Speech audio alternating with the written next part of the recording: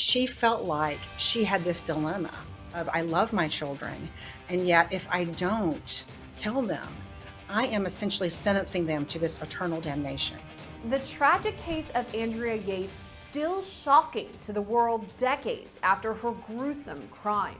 I mean, it just was such a shock, I think, to everybody to see this mom who everybody really described as super mom. And, the loss of her five children, the fact that she drowned them. After drowning her five children, the Yates case opened up the conversation about postpartum psychosis. She was saying things that didn't make any sense to anybody else. She was hearing voices. I mean, she was not in a position at this point in time to parent her children. And yet she was left alone unsupervised. She spent nearly 2 decades in treatment, coming to terms with the tragedy. She oftentimes watches movies or home movies that have her children in there, that she'll go look at old photos. But now, more than 20 years after the shocking crimes, Yates could be released. But she's the one putting that option to a halt. I think she likely feels like that's the best place for her, that it's a comfort for her, it's the security for her. The story of Andrea Yates came to prominence almost immediately after June 20th, 2001, the day she killed all five of her children. Forensic psychologist Dr. Joni Johnston says she's followed the case since then. I was just really, interested in this case, horrified by it, saddened by it. I mean, it just was such a shock, I think, to everybody to see this mom who everybody really described as super mom. And, the loss of her five children, the fact that she drowned them. I mean, and I think it really did bring to the forefront this whole issue of, postpartum mood disorders and understanding what that meant, and the whole issue of responsibility and what does that mean, and criminal responsibility and all kinds of things. So I think it really did, in such an unfortunate and tragic way, start a conversation that I think is ongoing and was really important. At the time of the murders, Yates was living in the Houston suburb of Clear Lake, Texas. Her husband, Rusty Yates, worked at nearby Johnson Space Center, while Andrea Yates stayed home with their five children: 7-year-old Noah, 5-year-old John, 3-year-old Paul, 2-year-old Luke, and 6-month-old Mary. I think we have to talk about the postpartum aspect when we're talking about this case because it really goes hand in hand with what eventually happened. So can you explain that to me a bit, maybe possibly what was going through Andrea Yates's head as she was going through with these murders?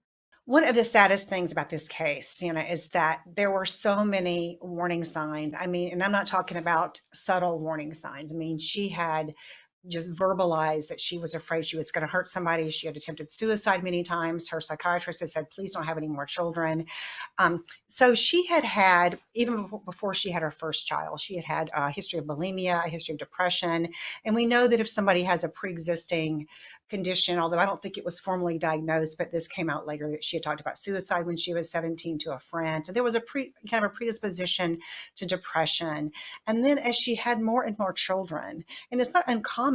Johnston says some amount of postpartum depression can be normal for mothers. We all hear of the baby blues. So there's a normal level of kind of dysphoria that happens after a baby. The hormones are flying all over the place. There's all the stress of a newborn, as wonderful as it is. You're sleep deprived and all that. But we didn't have a lot of information about postpartum psychosis, which is the rarest form of postpartum illness. That rare form of the illness, postpartum psychosis, is what experts determined Andrea Yates suffered from. And as Johnston points out, there were some pretty clear warning signs paired with severe symptoms. It was very, very clear that, particularly after her fourth child, that was psychotic. She had delusions, she had hallucinations, and at that point, her doctor said, "Please don't have any more children." And for whatever reason, she and her husband decided that they could handle it, or I think her husband was driving that. At least that's what it appears from everything that's been said publicly. And after she had her fifth child, which was relatively soon after she had her fourth, she developed hallucinations. She heard a voice telling her to get a knife. She developed delusions. She thought that she was possessed by Satan. She thought her children were going to go to hell if she didn't save them, that she needed to kill them while they were innocent, because if she didn't, then they were going to be eternally damned. And so the really sad part of that is that her delusions completely match what she ends up doing. So she was basically in the mindset that she was in. She felt like she had this dilemma of, I love my children, and yet if I don't kill them, I am essentially sentencing them to this eternal damnation. And she really felt like she was the cause of all of this.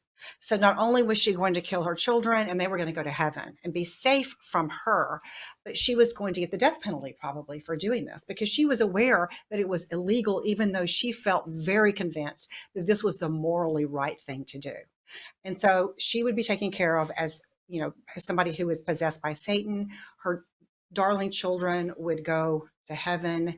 And this was the best solution at the time that she could think of. On that day in 2001, Yates filled up the bathtub with water and proceeded to drown her children. First Luke, then Paul, then John, and finally baby Mary. At this point, 7-year-old Noah saw the baby in the bathtub and tried to run off, but Yates wrestled him into the tub and drowned him too. Yates put the 4 youngest children on the bed and covered them up with a sheet before calling 911 repeatedly. And then we talk about what we're talking about with Andrea Yates, which again really only affects 1 to 2 out of every 1,000 women who are pregnant and give birth. It's very, very rare, and that's when somebody develops the psychotic symptoms I was talking about. They begin to develop. They may hear voices. They may develop unusual beliefs. They may again be so depressed they can't function, and they're. I mean, everybody knows this is not something that anybody can hide. And certainly in Andrea Yates' case, people knew. Her parents knew, her husband knew. She was seeing, doctors, and even people that also is treatable. She had been treated with an antipsychotic medication before, and it helped her tremendously. We know that in the case of Andrea Yates, there were some big red flags when it comes to this psychosis. There was a lot of people that she talked to about it. Obviously, she'd been seen by doctors. So, were there missed opportunities here to treat Andrea and potentially save the children?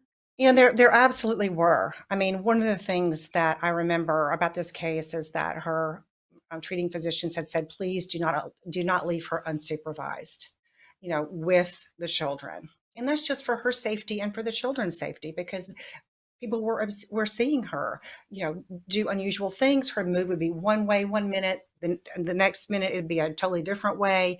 She was saying things that didn't make any sense to anybody else. She was hearing voices. I mean, she was not in a position at this point in time to parent her children, and yet she was left alone unsupervised. And I think that that's such an unfortunate thing, because I think if she had been monitored, if she'd gotten on medication, she would have been fine.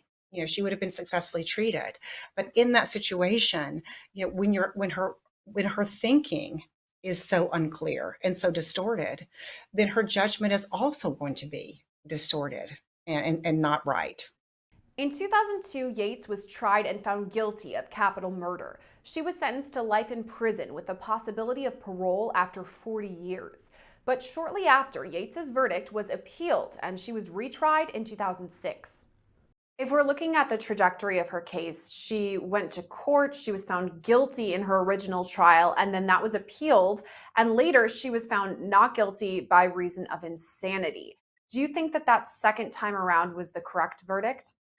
I do. I absolutely do. I mean, even I think, prosecuting psychiatrist in the first trial agreed that she was psychotic. And that's pretty much, when you look at the insanity plea, that is for the most part what this defense is, or what this law is geared for people who are out of touch with reality and they cannot be held criminally responsible because their thinking is so distorted. And she clearly met that criteria. I think the argument or the disagreement in the first trial, and probably in the second one as well, although less so, was this idea of did she know that what she was doing was wrong? And in many states, including Texas, it's not just that it's wrong; it's that you can appreciate that it's wrong. So if I, for example, am psychotic and I believed that there were, a mass murderer down the street, and I went and tied this person up, kidnapped this person and tied this person up. And I've been telling people before that this person's doing this. I called the police and said this person's here is not a good person. He's going to hurt people. And I might know that I'm not a police officer, but what am I thinking? The police aren't doing anything. I've got to be the savior here. I've got to be the hero here.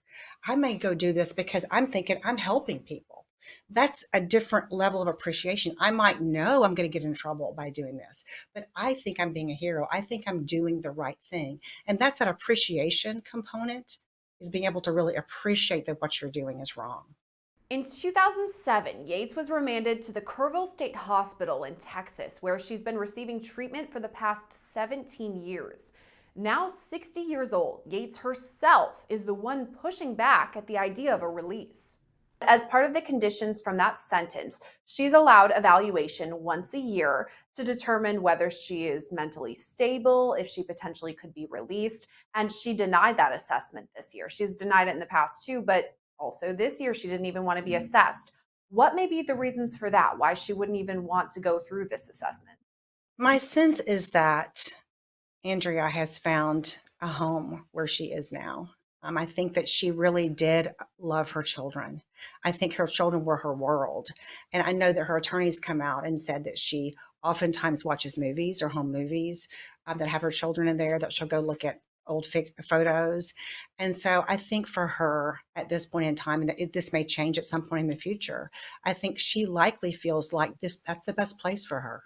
That it's a comfort for her, it's the security for her. I know she's in ongoing treatment. She's found ways to try to give back to the community. She's involved in doing some volunteer work. She advocates for treatment and screening for postpartum depression. And so I think at this point, this probably does feel like, what would I do if I left? Where would I go? What would my life be like? And so I'm not that surprised that at this point that she chose to do that. I mean, one of the most heartbreaking things I think is when somebody has had psychosis and they have done something violent when they're psychotic, is something that I have been able to see as a psychologist that most people don't. And that is what it's like for that person when they get treatment and they realize what they've done. And it's already so heartbreaking for the victim of that violence. And it's now heartbreaking for the person who's committed it, who now realizes when they're on medication that I have taken the lives of the people I love the most, that I am responsible for that. And that I think some people never get over that. Do you think that her actions of looking at these old photos of the kids or watching home videos, doing drawings like they did, does that show any sign of remorse that she has for the actions that she committed? I think it probably does. I think it's also an ongoing grieving that she's probably doing. We all know of certainly parents who've lost children know that you, under any circumstance, even the circumstance that Andrea's in, is that grieving, it just takes different forms at different times, at different ages, and those kinds of things. And so I think it probably is a combination of remorse, of guilt, and also grief, and also probably wanting to remember happier times, when those kids were, when the family was happy and they were together. In addition to reports that Yates watches old videos of her kids and draws pictures for them, there are also reports that she's still in contact with her former husband. The pair divorced in 2005, and Rusty remarried just 2 days before Andrea Yates's retrial. And when we talk about the Andrea Yates case, I feel like we also have to talk a bit about Rusty Yates, who was the father of the children, her husband. I've seen reports since that obviously he's gotten divorced from her, he's remarried and has another child of his own. But some of the reports I've seen say that he calls Andrea once a month, and once a year he'll actually have a visit with her. What do you make of all of this? Do you think it's healthy for her to maintain this relationship with him? Difficult? How would she handle it? I think that, you know, there was a lot of blame placed on Rusty, Yates initially after all this happened because he did have so much counseling about this or so much information. And I think he, in his mind, didn't have the same view. I think he felt like, it was, I don't know, he would have to answer that. But he did not follow the treatment plan that was recommended in terms of supervision and those kinds of things. I think to his credit, he has not blamed Andrea. I think he did come to understand that his wife was mentally ill at the time that this happened. And so I think that for Andrea to continue to contact him or vice versa, I'm sure that has been a huge discussion among her and her treatment providers. So I think that if it was not good for her or it was detrimental to her, that would not continue. So I'm sure she had a say in that, and I'm sure it was a big discussion and a very thoughtful decision that was made about that relationship continuing. According to Johnston, Yates is probably still working through the tragedy while living at the mental health facility. What do you think her treatment has looked like for the past nearly 2 decades as she's coming to terms with what she's done and then also seeking the mental health treatment that's provided?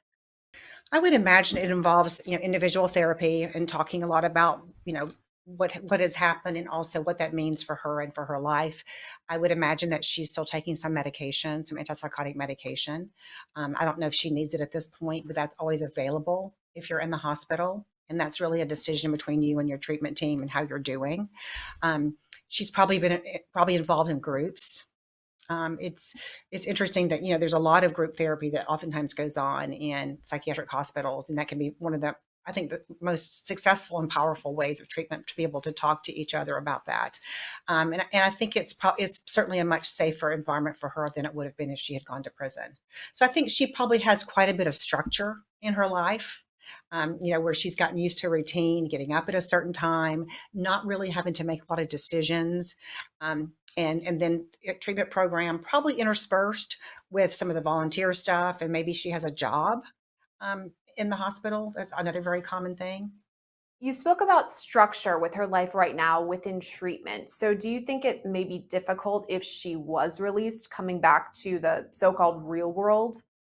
It is a transition. I've worked so much with people in prison as they're leaving, and it's a huge adjustment for them. I mean, as exciting as it can be, as thrilling as it can be, imagine, not having been outside of a place for 20 years, and imagine how the world has changed and having to learn, how to function in a world that is vastly different than it was when you left it. And so the structure part of it, having to make decisions, how to think independently, and just adjust to all the new technologies and make new friends and all that. I mean, it can be done successfully. And I think most facilities do a really good job of kind of transition planning. They'll typically make sure that the person is going somewhere with structure after they leave at first. So they might go to a halfway house, they might go to a boarding facility. They'll go somewhere that's a transitional housing place first, usually for 6 months or a year. So it's a gradual kind of re-engagement. And of course, depending upon how much support the person has, that also can play a huge role in terms of making it easier or harder for that person when they leave. Right now, Yates faces annual assessments that could determine whether she's eligible for release, but it's still unclear if she would ever elect to participate. Do you think it's possible that down the line, Andrea changes her mind and does actually want to leave treatment so she goes through with one of these annual assessments? I think it certainly is possible. I mean, I'm sure that, it's interesting because, when you're in a hospital, certainly in a forensic hospital, and the kind of the annual review comes up. There's a lot of discussion about that. And so I'm sure part of her treatment will be looking at, what her fears are about leaving and helping her navigate that. Now, whether they encourage her or not, it will be her decision ultimately to at least decide to go before the review. I mean, it's not up to her when she leaves or if that's granted for her. So, not it isn't just that her treatment team will review this and decide they will, but her therapy will also involve looking from a psychological standpoint at what that process means to her. Is she still punishing herself? What is it that's preventing her from at least just taking the step to see if she can leave the hospital? While Yates's story is one of tragedy, Johnson says it marked a major turning point in the public discussion of postpartum depression.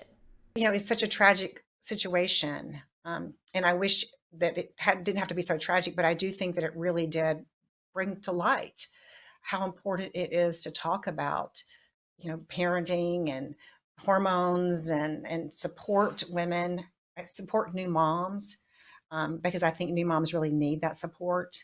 And, hopefully for new moms to be more aware that, if I'm struggling, I can get help. There's no shame involved. It means nothing about me as a person, nothing about me as a parent. And it's unfortunate that, again, it took something so tragic, but I think that that's the silver lining, I think, in this, if there is one. In the years following the children's deaths, the Yates Children Memorial Fund was created to fund women's mental health education. Reporting for Law&Crime, I'm Gillespie.